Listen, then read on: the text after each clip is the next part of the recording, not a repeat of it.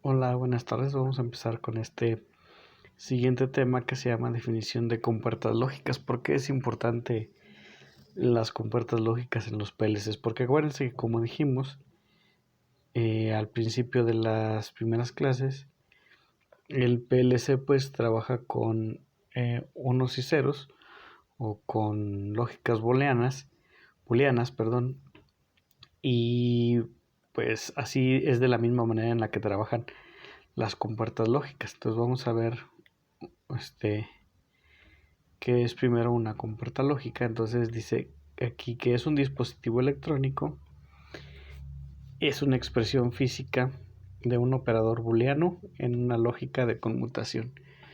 ¿Qué quiere decir? Bueno, dispositivo electrónico es como un chip y es físico, ¿sí? Es decir, está en nuestro mundo real en 3 dimensiones. Que lo que hace es que representa un operador que representa un 0 o un 1 dependiendo de las entradas que se tengan. Ahorita vamos a ver cuáles son los ejemplos más sencillos. Y luego la segunda parte de definición me dice que cada compuerta lógica consiste en una red de dispositivos de interruptores que cumplen las condiciones booleanas para el operador particular. Son esencialmente circuitos de conmutación integrados en un chip. Ajá. Entonces, ahí lo que nos está diciendo es que, como les dije en la primera parte, es un chip, es un circuito integrado físico que internamente está construido de tal manera para que se comporte como alguna compuerta lógica que nosotros necesitamos, y esa construcción interna pues está hecha a base de transistores. Los que ya llevaron electrónica, bueno, ahorita vamos a verlo. Dice aquí, vamos a ver un poco de historia. Esta persona, Claude E. Shannon, experimentaba con relays, es decir, relevadores, para conseguir condiciones de cada compuerta lógica. Por ejemplo, la función booleana AND los colocaba en serie. Así es, de eso ya platicamos en una clase anterior. Cuando están en serie es el equivalente a la compuerta AND, y cuando están en paralelo es el equivalente a la compuerta OR en inglés, o si están en español pues la compuerta O. Luego, la tecnología actual permite elevada integración de transistores, exactamente, y era lo que les estaba comentando en esta diapositiva. Para aquellos que ya llevaron electrónica de transistores, pues habrán aprendido que los transistores no solamente sirven para amplificar, aunque es una de sus funciones básicas, o es para una de las cosas que se crearon. También pueden actuar como switches o como pequeños botones. Entonces es lo que me está diciendo el segundo punto. Dice que estos transistores internos de un microchip no van a actuar como amplificadores, sino más bien van a actuar como switches o como conmutadores. Conmutador quiere decir que pueden cambiar sus valores entre 0 y 1, y todo esto pues está dentro de un circuito integrado. Vamos a ver qué son las tablas de verdad y la simbología. Tabla de verdad fue desarrollada en los años de 1880 por Charles Peirce. Se emplean para determinar los valores de una expresión o proposición molecular. Se aplica en lógica de circuitos, base de datos, meteorología, marketing, etcétera. Y pues aquí los vamos a utilizar para resolver los problemas que se nos den a solucionar a través de PLCs. Entonces vamos a ver primero cómo son las tablas de verdad, y después vemos ejemplos de cómo se utilizan o cómo nos ayudarían a resolver los problemas. Bueno, una variable booleana, como ya lo habíamos dicho, solamente puede tomar dos valores, falso y verdadero, 0 o 1. ¿A qué se debe esto? Bueno, pues la lógica de la electrónica o la lógica digital se aplica viendo si hay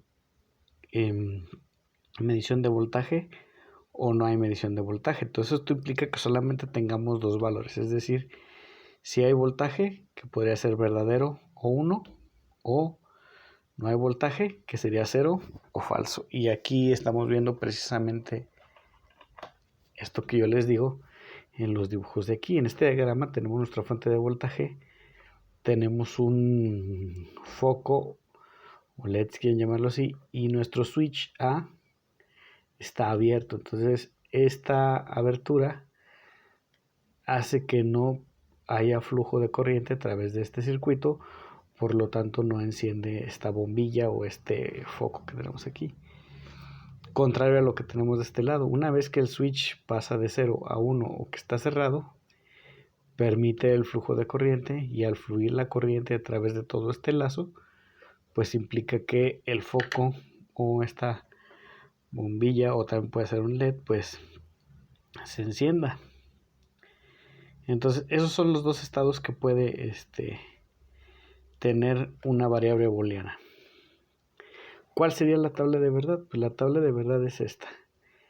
Para este caso que les puse aquí, que ya vimos en la diapositiva anterior, pero también estamos viendo aquí, tenemos una entrada, es decir, si el switch está abierto o está cerrado, y tenemos una salida también, que sería si se enciende o no se enciende nuestro LED o foco. Esta M lo que me dice es el número de combinaciones que puede haber, puesto que solamente es un switch, puede estar solamente o abierto o cerrado, por lo tanto son dos combinaciones que se enumeran a partir del 0, entonces por eso es 0 y 1. Entrada A, switch abierto, y el otro caso es que la entrada A, el switch está cerrado.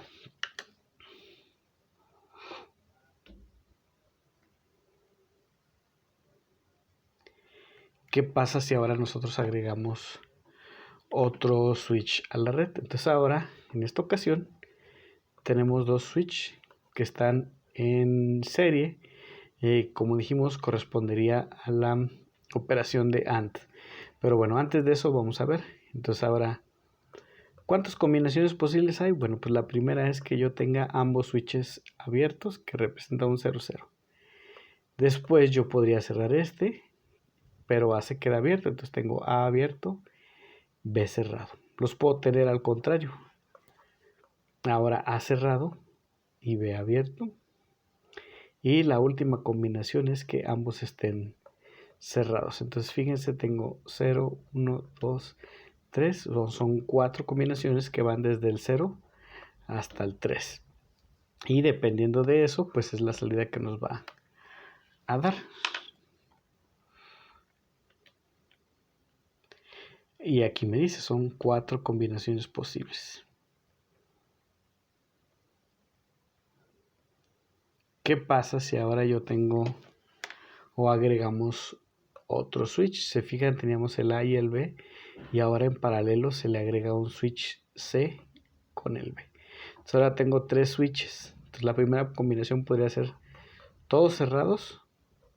Aquí están, perdón, todos abiertos, que son los 3 ceros.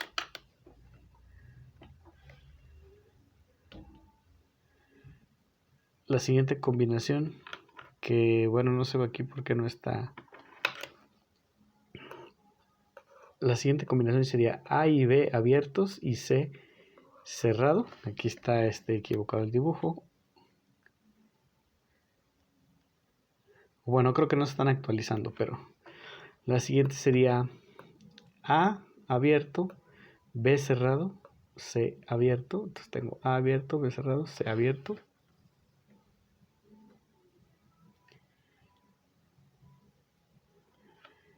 Luego después tengo A abierto, B y C cerrados. A abierto, B y C cerrados.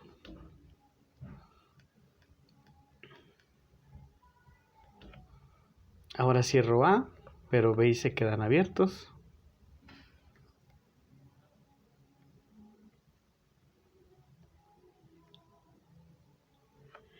Aquí, ahora cierro A y cierro C, pero B queda abierto. A y C cerrados, B abierto. Todavía nos faltan las últimas dos, ahí aparece la cantidad de combinaciones que nos faltan. Luego yo tengo A y B cerrados, pero C está abierto.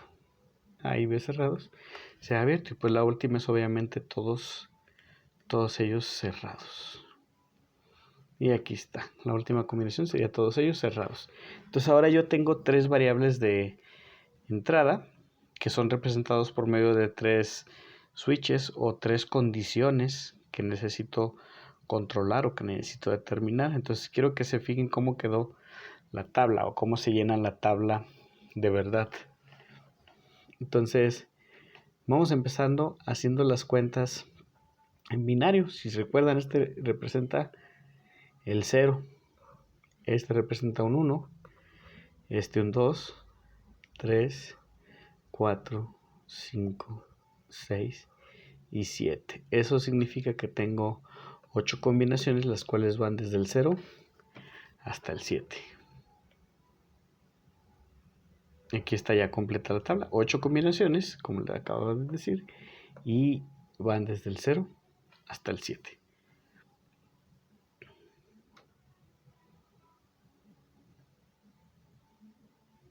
Entonces me pregunta, ¿para qué combinaciones enciende el foco? Pues esto se puede probar fácilmente. Lo mejor que pueden hacer es probar de uno por uno. Entonces fíjense, si yo tengo mis tres switches abiertos, entonces aquí no circula la corriente, por lo tanto no se encendería. Vamos con el siguiente. A abierto, no circula. A abierto, no circula. Y A abierto, no circula. Entonces se fijan en las primeras cuatro, aunque cambian los valores de B y C, quien de verdad me está determinando si empieza a circular o no es el switch A.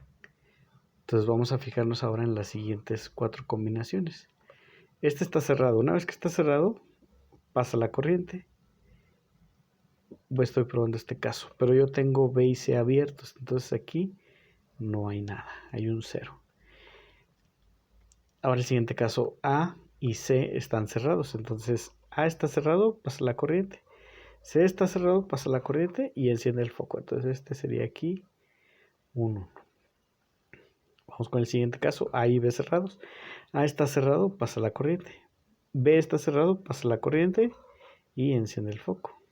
Y el último y tercer caso es todos están cerrados. Entonces aquí pasa la corriente.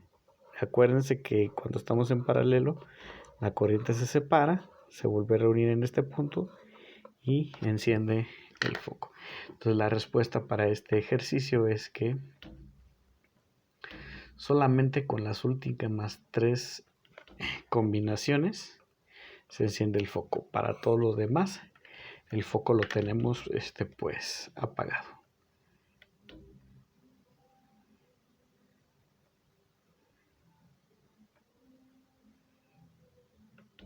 Aquí está ahora sí ya completo. Solamente para estas tres se enciende y para el resto de ellas está pues apagado el foco. Entonces fíjense aquí la relación que hay. Y se fijan, nosotros empezamos describiendo primero con un solo switch. Después usamos 2.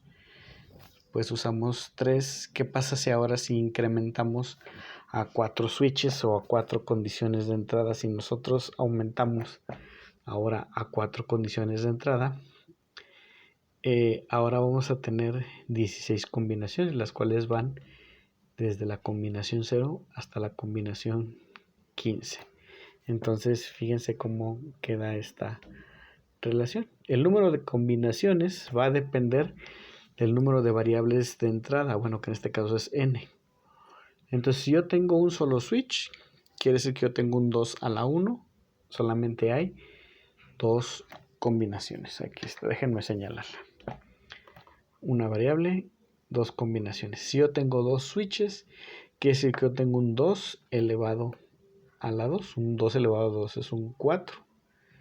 Yo tengo 2 variables, tengo 4 combinaciones.